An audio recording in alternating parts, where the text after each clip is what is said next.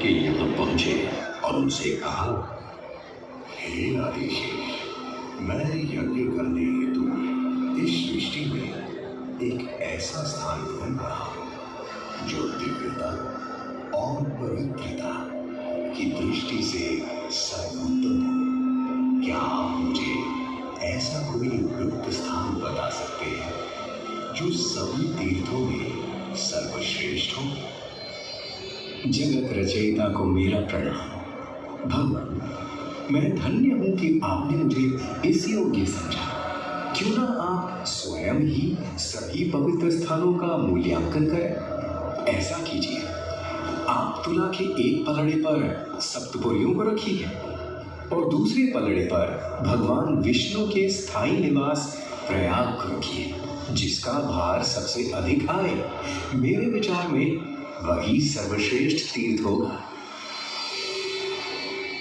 इस मूल्यांकन के परिणाम स्वरूप प्रयाग का पलड़ा ही भारी रहा। इस तरह प्रयाग की प्रधानता सिद्ध हुई और तभी से इसे तीर्थों का राजा कहा जाने लगा।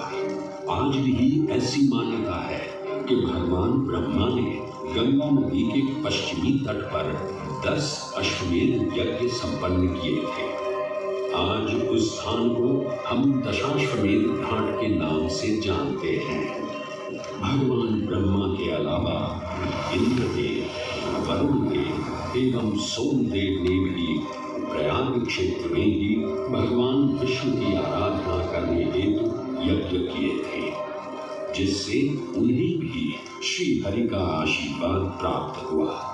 प्रयाग शब्द में प्र का अर्थ है प्रकृष्ट और याग का अर्थ होता है यज्ञ। इसलिए इन दो शब्दों से बना प्रयाग सबसे पवित्र स्थान माना जाता है। प्रयाग ही संसार में एकमात्र ऐसा पावन क्षेत्र है जहां 3 पवित्र नदियों का संगम होता है। इस संगम का भी एक अनूठा महत्व है।